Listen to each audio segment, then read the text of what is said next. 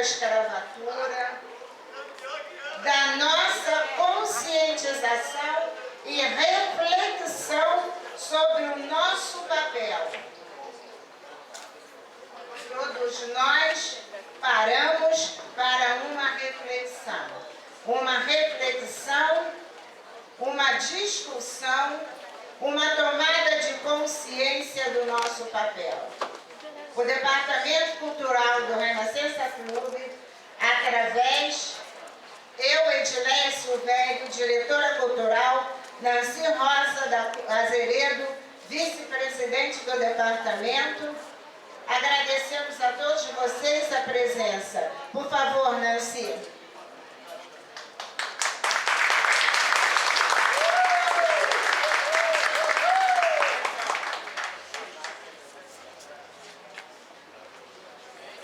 Boa tarde a todas e a todos. Licença aos mais velhos, licença às minhas crianças, licença a todos aqueles que estão onde estiverem, e presente para aqueles que estão ausentes. A bênção é aquele de a bênção, e axé para nós.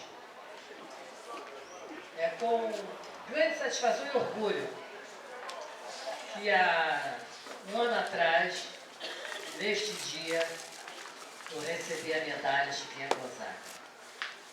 Então, onde foi o nosso tributo aos nossos ancestrais. E com isso, nos deu muito mais responsabilidade ao Departamento Cultural e Artístico. Eu tenho o privilégio de ter sido designado sempre pelo presidente, José Evangelista de Oliveira, que me deu esse título, aí eu pude formar e convidar a Edileia Silvério para nos acompanhar neste trabalho. Uma pessoa que eu devo muito a essa casa, uma pessoa que escuta as minhas brigas, escuta os meus shows, escuta o meu estresse. Edileia, desculpa, mas isso faz parte do nosso trabalho. É muito estresse, mas nós temos a harmonia, nós temos o carinho, temos o respeito, que é mais importante. Então, estamos aberta mais um ano de tributo, onde eu agradeço a presença mais uma vez de vocês, e que tenhamos um excelente dia 13. É um dia de reflexão, é um dia que nós temos que olhar lá para trás e olhar lá para frente, que é melhor ainda, e ver o que nós estamos fazendo com esse país, o que nós estamos fazendo com a cidade do Rio de Janeiro. Então nós temos o quê? Pedir ao nosso Pai Oxalá, ao nosso preto velho, que hoje está presente nesta casa, pedir a ele um apoio, um carinho, com muito axé. Muito obrigada.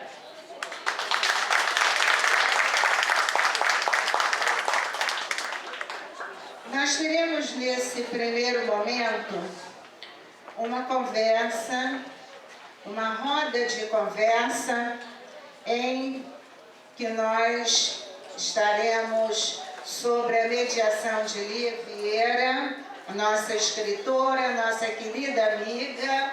Uma salva de palmas para a nossa amiga Lia Vieira, uma escritora tão querida dentro desse país. A Lia fará a mediação com as academias. Academia de Letras e Artes de São João de Meriti, através, por favor, eu chamo à mesa o escritor Ricardo Rodrigues, presidente da academia.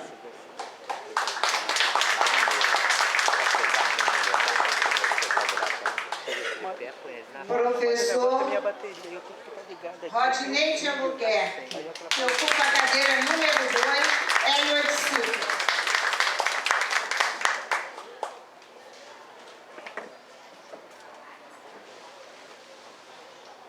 Número 3. Chama também o representante do Frei Tatá.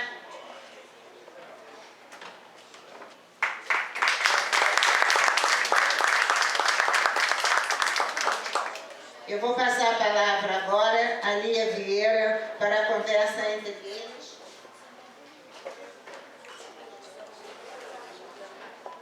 Maria José Moura dos Santos, por favor, uma salva de palmas.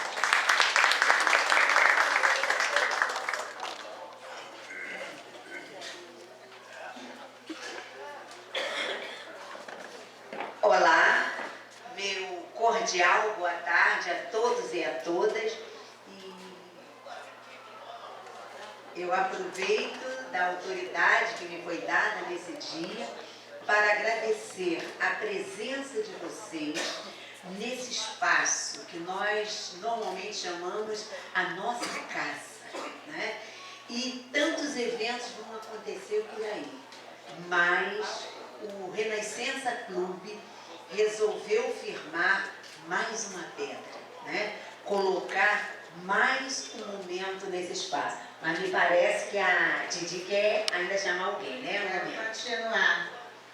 É que, para fazer parte dessa mesa, Lia, nós também convidamos para conversar consigo o professor Walter, da Academia de Letras e Artes da Cultura Africana.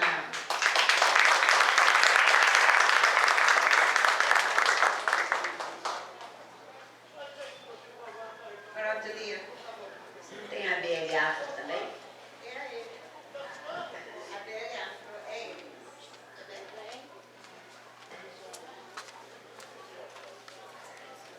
Seja bem-vindo.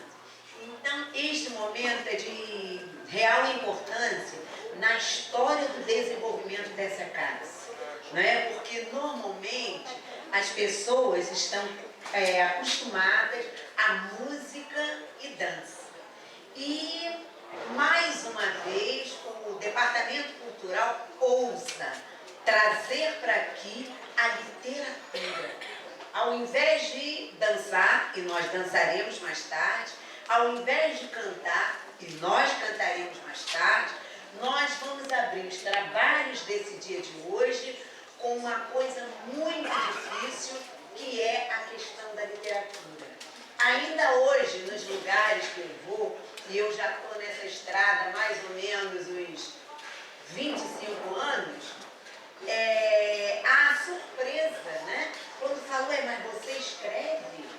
Porque eles não acham nem que a gente pense, ainda mais escrever. Então, nós estamos trazendo pessoas que têm esse compromisso com o pensamento, com a revolução e com a transformação de mentes. Os depoimentos, as impressões que nós vamos ouvir aqui dessas pessoas com quem eu tenho a oportunidade e a honra de dividir essa mesa, devem ficar gravados. E nós esperamos que cada um de vocês seja um multiplicador daquilo que viram e que ouviram aqui. Sejam todos bem-vindos. Quem começa, professor Valdir? Então, nós vamos começar aqui com representantes da Academia de Letras e Artes de São João de Meriti, representando o escritor Ricardo Rodrigues, o acadêmico imortal também, Ney Santos. Ney, nós temos 10 minutos, tá, para a sua apresentação.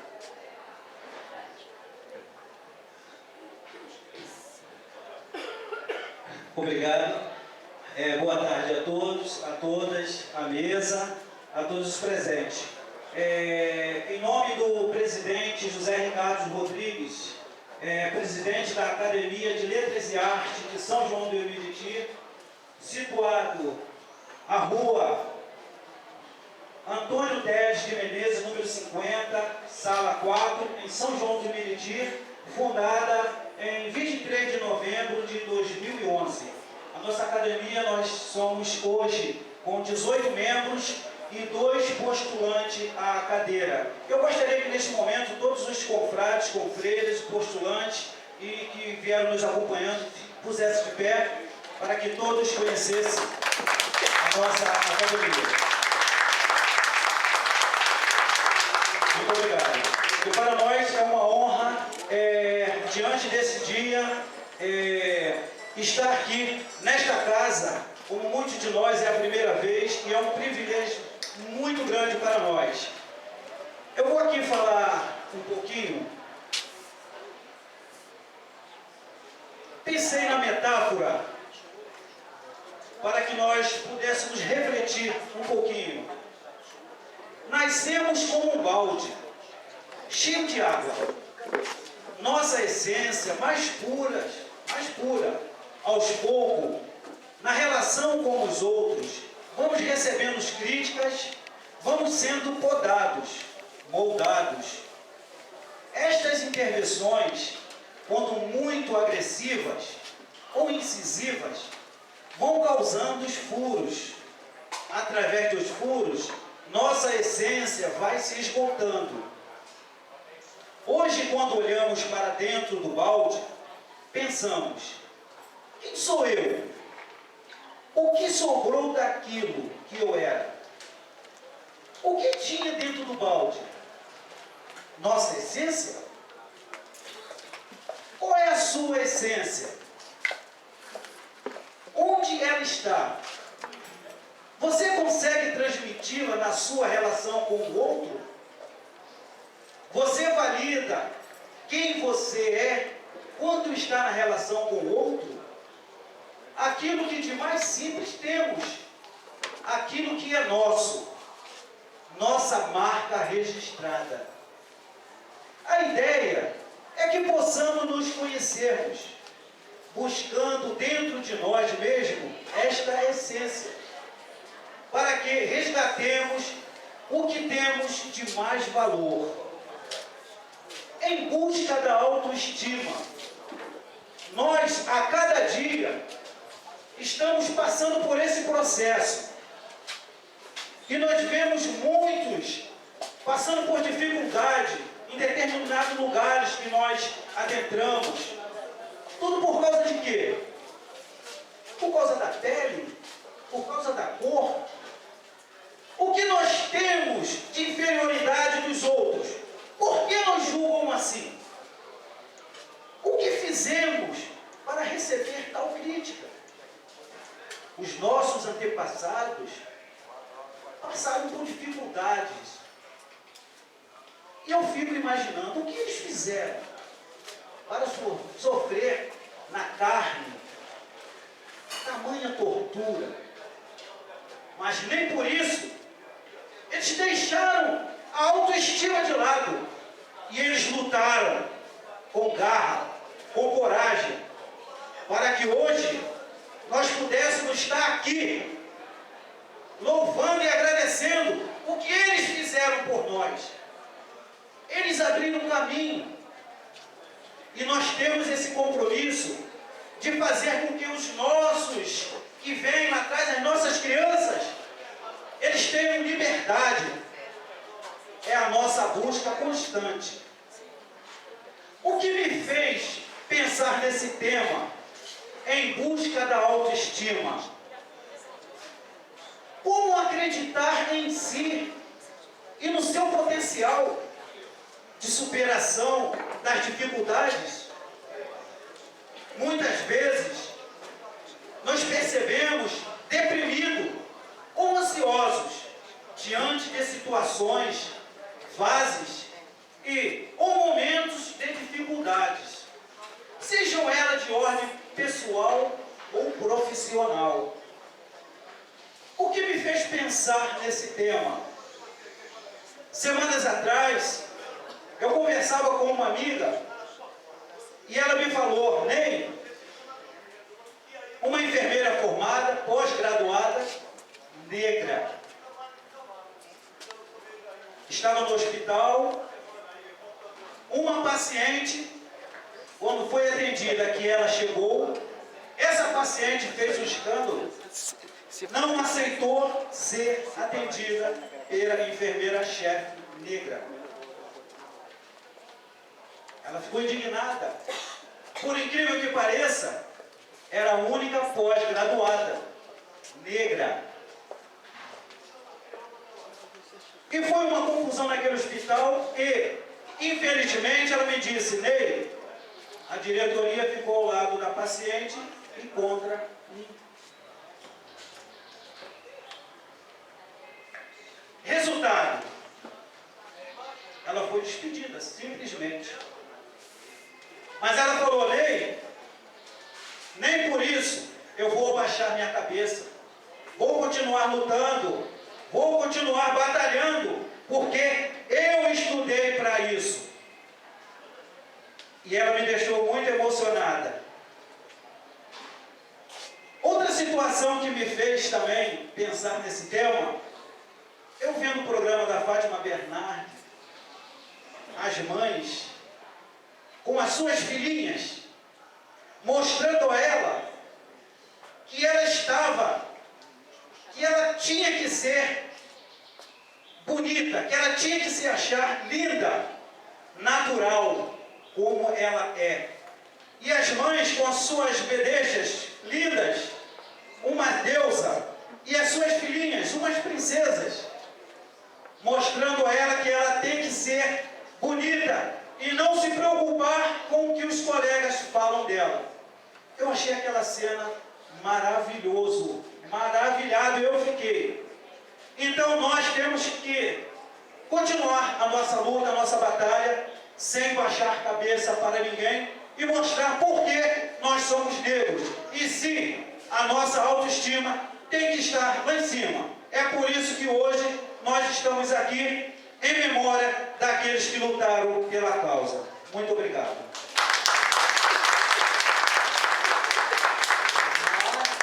Nossa, que rigor com o tempo. Nós tivemos então a palavra do acadêmico Ney Santos, que na sua palestra Em Busca da Autoestima, conversou conosco sobre a autoestima, o potencial e a superação. Através da alegoria do balde, ele conseguiu mostrar para nós que muito ainda há que se fazer. Muito obrigada. Nós chamamos agora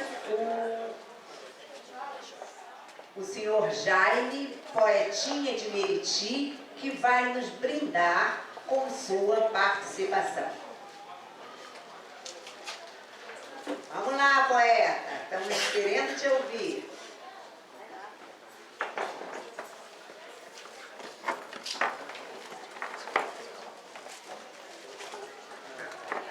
Boa tarde. Hoje eu resolvi fazer um desafio a mim mesmo. Já sou poeta há algum tempo. Já fui aplaudido em quase todos os lugares. O único lugar que eu fui aplaudido foi na Câmara dos Deputados do Rio de Janeiro. E hoje eu resolvi me desafiar. Vou contar uma história de um afrodescendente. Eu fui criado no tempo que se contava história. Só que a história de antigamente começava assim. Era uma vez. E agora não. Agora começa diferente. Aconteceu. Só que isso é fruto da minha imaginação de poeta. Jamais acontecerá isso na vida real.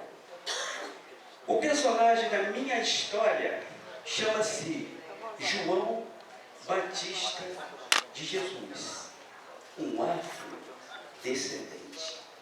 Filho de Maria, uma lavadeira. Seu pai, João Batista de Jesus, um trabalhador braçal. Ele é o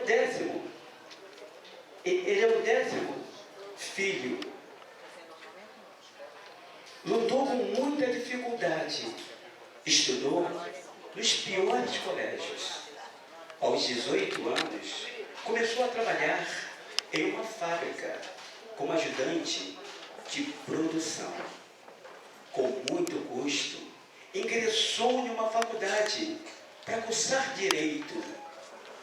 A fome e o cansaço muitas vezes quase o derrotou, mas ele superou, formou-se, abriu um escritório e tornou-se um grande advogado. Um dia, ele trabalhou até mais tarde. Saindo do seu escritório, encontrou uma batida policial. Conhecedor das leis, acendeu a luz do salão. Não lhe perguntaram o nome, nem lhe perguntaram quem era. Deram-lhe 2 tiros. No outro dia, nos jornais, estava assim: foi morto em uma batida policial o chefe da gangue de roubo de automóvel. A família, sensibilizada, recorreu. E no outro dia saiu assim: foi morto em uma batida policial o senhor João Batista de Jesus, advogado, vítima de bala perdida. A família se decepcionou, mas o que decepcionou mais a família foi que quem puxou o gatilho também era um afrodescendente. Muito obrigada. Nós ouvimos então a história de um afrodescendente, narrada e feito poema por senhor Jaime Fialho, acadêmico, conhecido mais como Poetinha de Meriti, na cadeira número 7, cujo patrono é Vinícius de Moraes. Muito obrigada. Agora, para suas considerações, nós vamos receber a fala da dona Maria José dos Santos, da Pastoral Afro, que também tem muita emoção para transbordar conosco. Seja bem-vinda. Boa tarde a todos e todas. Me encontro um pouco rouca com esse problema de gripe. Quem sou eu para representar o Frei Catar, né? Mas ele se encontra ainda no engarrafamento. Com certeza, quando ele chegar, ele nos dará uma palavrinha que, com certeza, tem muito a nos dizer no dia de hoje. Vou dizer rapidamente. Hoje de manhã, quando eu abri o Zap, tinha uma pessoa dizendo assim, batendo palmas e dizendo: salve a princesa Isabel. E eu respondi para ela: eu não aplaudo a princesa Isabel, porque ela assinou uma lei quando já não tinha mais jeito, quando a lei do ventre livre já estava vencida e quando todos os países haviam libertado os meus irmãos. Então, por isso, eu não aplaudo a princesa Isabel. Foi por pressão e não por amor, nem por dedicação. O meu querido Frei Tatá carrega um quadro, eu passava nesse mesmo, dizia, que ele diz assim: buliro, mas não abuliro. E é uma verdade. Muitas coisas não acontecem para a gente até hoje. Hoje é 13 de maio, é o nosso dia. Salve os nossos negros, salve os Zumbi dos Palmares, salve os nossos pretos velhos, salve a toda a negritude brasileira, afrodescendente. Eu sou Maria José, faço parte da Pastoral Afro, fundada pelo Frei Davi, em São João de Meriti, do qual faço parte há 12 anos. Sou coordenadora da comunidade São Benedito dos Homens Negros, Nossa Senhora do Rosário. Sou católica, da qual gosto de me apresentar assim. E por isso sou julgada. Alguns acham que eu sou candomblessista ou espírita, mas eu sou católica, amante de todas as religiões, porque assim a gente aprende que Deus disse: vá e una o nosso povo. Ele não pediu para separar. Sou baiana, brasileira, né? E apaixonada pela minha pastoral, porque na minha pastoral afro eu aprendo que Deus vem para todos, sem distinção e sem separação, sem evangélicos, sem os candomblessistas, todos são nossos amigos. A nossa comunidade foi fundada no sentido de que todo esse povo tivesse esse espaço católico, porque todo candomblessista, antes de ser candomblessista, ele é batizado. Todo espírita ele é batizado, então ele é católico e segue uma segunda religião. É isso. Então é isso que eu tenho a dizer, porque com certeza o Frei Tatá terá muito a nos dizer em nome dele. Obrigada a todos. Obrigada, Maria José. que pode ser pouco, mas com conteúdo. São palavras que vêm da alma. E é isso que conta no dia de hoje, né? Livre do açoite da senzala, presos na miséria da favela. É isso que a gente quer superar e tirar de uma vez por todas da nossa história. E a contribuição agora vem da Academia de Letras e Artes da Cultura Africana, né? Muito conhecida por nós como a ABL Afro. E o representante do senhor, o professor Marcos Pena, é o professor Walter Nhocosi. Vamos ouvi-lo. Boa tarde, eu quero parabenizar todos os membros, as pessoas presentes, os organizadores desse evento de grande importância e a oportunidade que tive aqui para explanar sobre esse legado, né, que não só os pretos velhos, né, esse tributo aos ancestrais, como os novos também, os ancestrais novos que lutaram e deixaram um grande marco em nossa história que muitos desconhecem, entendeu? E eu gostaria, se eu vou ser breve, porque eu tinha feito uma fala praticamente bem longa, né? E hoje reduziu para 5 minutos. E eu vou ser o mais breve possível aqui. Então hoje eu venho falar sobre a contribuição afro-banto, né, na formação cultural brasileira. Essa diversidade cultural e a riqueza em argumento, ela me direcionou em optar pela cultura africana como fonte de estudo, mas me limitando deliberadamente a maior parte de minhas referências ao consenso das tradições afro-banto. Então, o termo banto foi criado em 1862 por Black e Barr, tá, para definir uma unidade cultural linguística e um povo, tá, e que fica praticamente abaixo, na África, abaixo do Equador, onde seria a África Negra, né, praticamente. Então, essa herança cultural africana é notório, vou botar assim, o legado herdado pelos povos afro-banto. Sua contribuição na formação da cultura brasileira fica patente nas manifestações populares do Brasil. Este marco se mostra intenso na região, nas variadas festas regionais, né, como lundo, congada, jongo, samba, na capoeira, maculelê, na moda, os penteados, né, os trajes e acessórios, na culinária, posso citar até o caruru, canjica, falofa, que virou farofa, né, cocada, pé de moleque, na muqueca, que bebe, e no idioma falado. Este legado está presente em todo o arcabouço cultural brasileiro, né?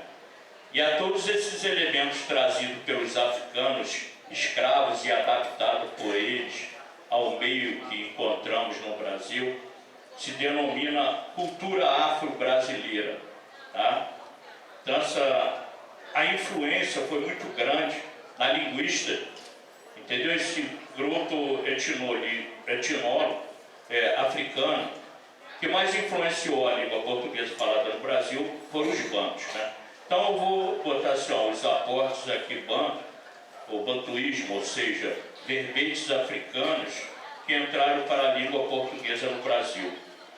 Estão associados ao regime da escravidão, também senzala, mucamba, quilombo, né? Enquanto a maioria deles completamente integrada ao sistema linguístico ao português, formando derivados portugueses a partir de uma mesma raiz banto. Então, esse exemplo simples. Palavra bundão, né? Bunduda, caçulinha, chameguinho, chicotada, chicoteado, dengoso, denguinho, esmulambago, farofada, farofeio, gingado, quituteira, quitandeiro, mangação, maluquice, mochileiro, molequeira, quilombola, sambista, sacoleiro, xingamento, demonstrando maior antiguidade. Então, existem palavras que foram incorporadas. Hoje, por exemplo, eu acho que a maioria nem sabe, né? O filho mais novo, que é chamado de caçula, caçula é quibundo, que é a língua. Ninguém sabe que em português se chama Benjamin. A palavra bunda é quibundo, quer dizer assento, nádega. Entendeu? Traseiro. Então hoje já foi uma série de palavras, né, que foram incorporadas. Então alguns casos de palavra chega a substituir a palavra no sentido equivalente ao português, né? Caçula por Benjamin. As pessoas eu acho que conhecem a Benjamin como tomada, né? E corcunda por giba, moringa por bilha, mulambo por trapo, xingar por insultar, cochilar por dormitar, dendê por óleo de palma, bunda por nádega, como tinha falado, marimbondo por vespa, carimbo por sinete, cachaça, birita por aguardente, caatinga por icídigo, cana por piroga, canoa, aliás, desculpa, canoa por piroga. Alguns até conhecem essa parte de piroga, naquele Chico Anísio, né, Dona Bela, né? Então, caixa por arga, chicote por açoite, que a senhora tinha até falado aqui. Então, alguns estão documentados na literatura